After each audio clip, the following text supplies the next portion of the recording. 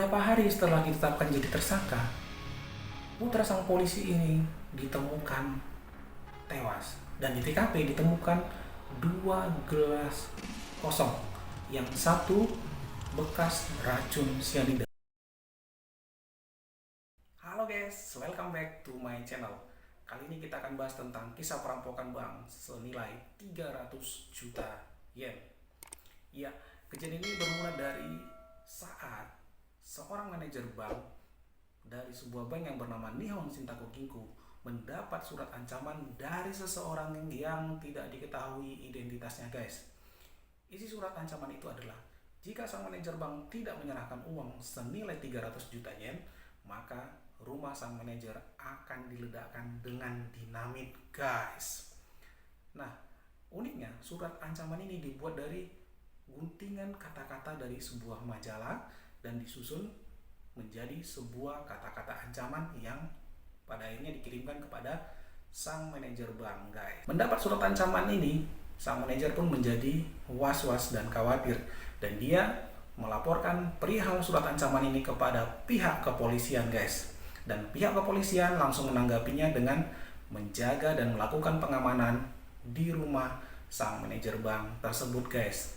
Nah, untuk memperlancar proses penyelidikan, polisi mewanti-wanti sang manajer agar jangan menceritakan perihal surat ancaman ini kepada siapapun, karena bisa saja orang yang mengirimkan surat ancaman ini adalah orang terdekat atau orang yang dikenal oleh sang manajer bank tersebut, guys.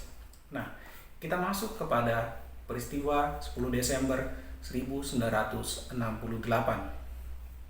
Nah, biasanya di Jepang itu perusahaan-perusahaan besar akan memberikan bonus kepada karyawannya setiap bulan Desember, guys. Tak terkecuali sebuah perusahaan yang bernama Fuju Toshiba. Perusahaan Fuju Toshiba ini ingin memberikan bonus kepada 523 karyawan pabriknya, guys. Nah, untuk mengirimkan uang ini, mereka percayakan kepada pihak bank di mana sang manajer bekerja, guys. Nah, uang yang akan dikirimkan senilai 294.307.500 yen, atau pada saat itu setara dengan 817.250 US dollars. Nah, setelah selesai uang dikemas dan administrasinya segala macam, maka uang tersebut dikirim dengan menggunakan mobil sedan hitam oleh 4 orang karyawan Bank Nihon Shintaku Ginko. Nah, tentu kalian akan bertanya-tanya, kenapa uang sebanyak itu tidak ditransfer saja? Kenapa harus dikirim dengan menggunakan mobil? Kan berisiko. Ya benar, pada saat itu memang sudah ada sistem transfer antar bank, tapi belum begitu populer dan orang belum begitu percaya dengan keamanannya, guys. Jadi ya dikirim dengan menggunakan kendaraan. Nah, uang tersebut dimasukkan ke dalam koper logam atau kotak logam dan dibuat di bagasi belakang mobil. Nah, setelah semuanya beres, mobil tersebut ditumpangi oleh 4 orang karyawan bank. Dalam perjalanan, semuanya awalnya terasa aman-aman saja, terasa nyaman-nyaman saja. Namun, setelah tepat sampai di sebelah penjara Fuju, ada 1 orang polisi menggunakan sepeda motor berwarna putih, helm putih, lengkap layaknya seorang polisi lalu lintas, guys. Sang polisi tadi menghentikan laju mobil dari keempat karyawan bank tersebut.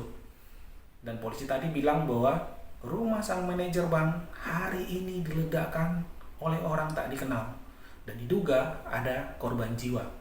Dan kemungkinan bank tempat keempat karyawan ini bekerja juga akan diledakkan, guys.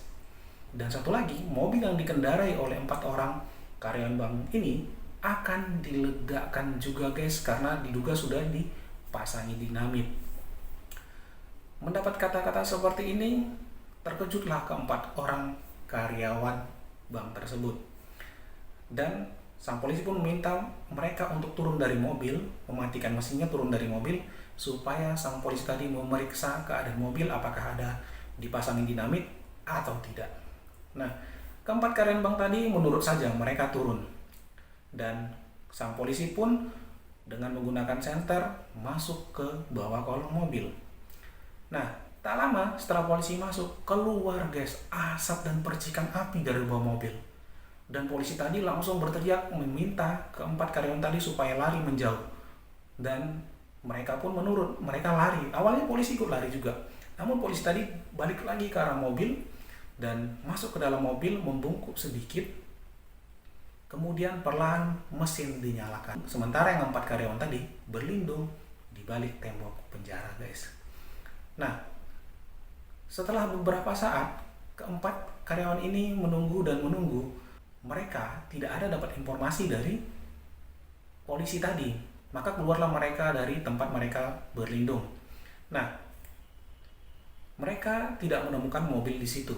Yang mereka temukan adalah sepeda motor polisi tadi dan suar penanda. Nah, karena masih kebingungan dengan semua yang barusan terjadi, keempat karyawan ini akhirnya berinisiatif. Mereka salah satu menelepon ke kantor tempat mereka bekerja. Mereka mendapat informasi bahwa rumah sang manajer baik-baik saja, tak ada ledakan. Kantor bank baik-baik saja. Dan akhirnya semuanya sadar bahwa mereka baru saja dirampok. Jadi 4 orang karyawan bank ditipu oleh 1 orang polisi guys. Nah, pihak bank pun dengan cepat memberikan laporan ke pihak kepolisian, sehingga pihak kepolisian langsung bertindak guys. Nah, pihak kepolisian langsung menuju TKP guys. Pihak kepolisian memberikan perintah kepada semua personel di lapangan untuk memeriksa setiap mobil sedan warna hitam, karena uang tadi kan dikirim dengan menggunakan mobil sedan hitam guys. Nah, pada pukul 9.20 pagi, polisi menemukan mobil sedan hitam itu 600 meter dari lokasi kejadian guys. Dan di sebelahnya, di sebelah mobil hitam itu ada tapak ban mobil baru. Jadi polisi menduga bahwa sang perampok sudah berganti mobil guys. Dan pada pukul 10.20 pagi, kepolisian mengubah instruksi kepada tim di lapangan supaya memeriksa semua mobil tanpa terkecuali. Dan karena pada zaman itu belum ada walkie-talkie atau radio panggil seperti zaman sekarang, perintah ini agak lambat sampai kepada tim di lapangan. Nah, karena lambatnya perintah ini sampai, maka ini membuka kemungkinan kepada sang perampok untuk lebih leluasa lepas dari kejaran polisi. Kita masuk kepada barang-barang bukti.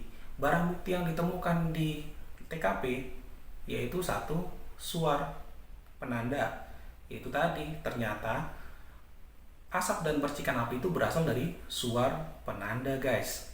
Yang kemudian sepeda motor berwarna putih yang ditumpangi oleh polisi tadi, lengkap dengan pengeras suara yang di sebelah paha. Biasanya itu pengeras suara untuk sepeda motor kepolisian guys.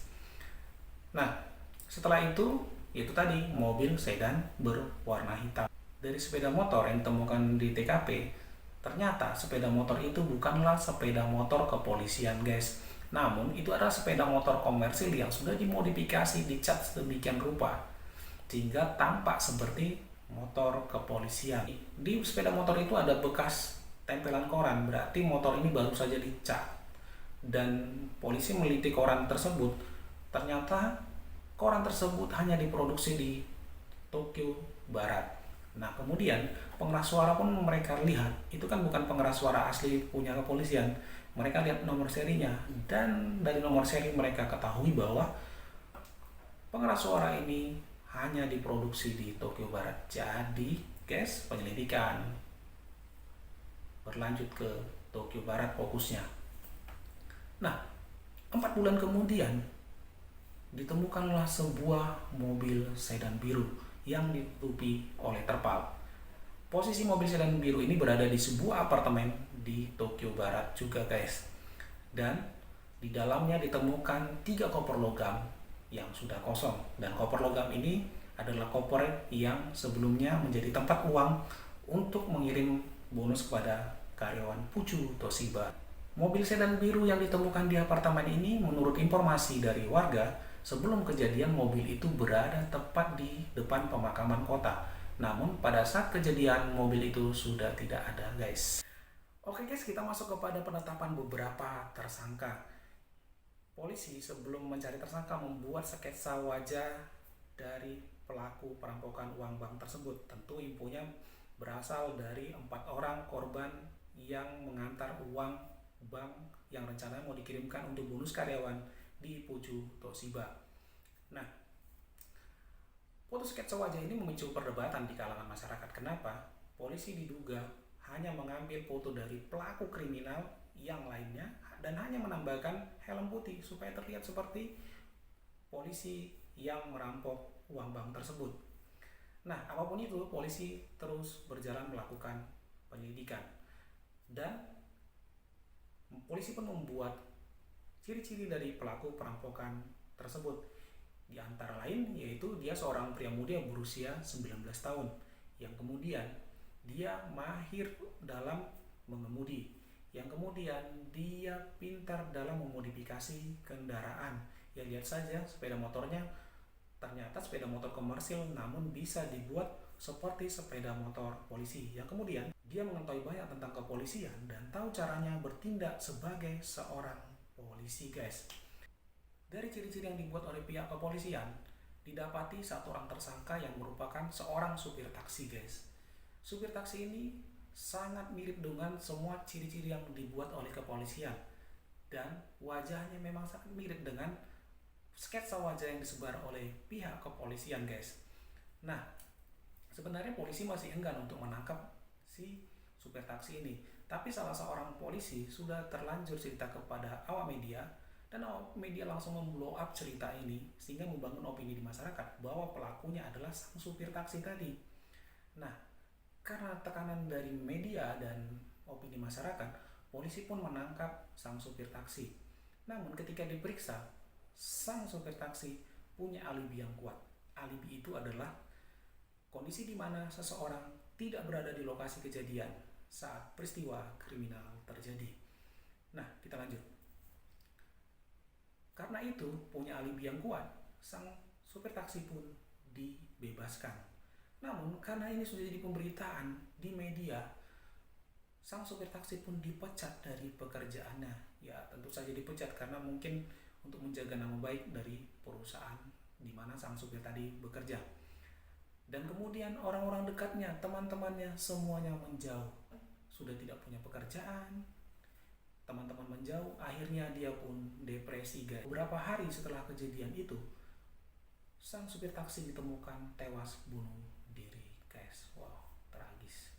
Hanya karena pemberitaan yang sembarangan di media, sang supir taksi harus depresi dan mengakhiri hidupnya. Tragis, guys. Nah, kita masuk pada tersangka yang kedua, guys. Tersangka yang kedua ini adalah seorang pria berusia 18 tahun dan putra seorang polisi, yang polisi tersebut juga menggunakan kendaraan sepeda motor dalam bertugas, guys. Putra polisi ini tidak punya alibi yang kuat, guys, untuk lepas dari tuduhan ini. Namun, beberapa hari setelah ditetapkan jadi tersangka, putra sang polisi ini ditemukan tewas dan di TKP ditemukan 2 gelas kosong, yang satu bekas racun sianida. Jadi diduga pria muda ini tewas dengan meminum racun sianida, guys. Dan setelah beberapa saat setelah kabar kematian dari pria muda ini, pria muda tersebut yang sudah meninggal dinyatakan tidak bersalah, guys. Wah, sudah meninggal baru nyatakan tidak bersalah, guys. Namun uang itu pun tidak tahu di mana keberadaannya juga, kan? Yang kemudian tersangka berikutnya ini ditetapkan pada tahun 1975. Pria ini dijadikan tersangka hanya karena mempunyai uang yang banyak, guys. Nggak masuk akal ya. Dan akhirnya dibebaskan juga dari segala tuduhan yang ditujukan kepada dirinya. Nah, di Tokyo sudah diberlakukan undang-undang pembatasan tuntutan tindakan kriminal. Artinya ada batas beberapa tahun seorang itu bisa dipidana setelah melakukan tindakan kriminal. Lewat dari batas itu dia bebas dari segala tuntutan. Namun sampai saat ini tidak ada satupun orang yang mengaku melakukan tindakan perampokan uang bank tersebut, guys. Dan ada konspirasi yang beredar di masyarakat, antara lain pelakunya memang pemuda anak dari polisi tadi, guys. Dan yang membunuhnya adalah ayahnya sendiri, sehingga uangnya bisa dinikmati oleh ayahnya sampai saat ini, guys, kalau sang ayah masih hidup. Oke guys, sampai di sini dulu cerita kita. Kalau kamu suka jangan lupa like, komen, dan subscribe ya. Horas.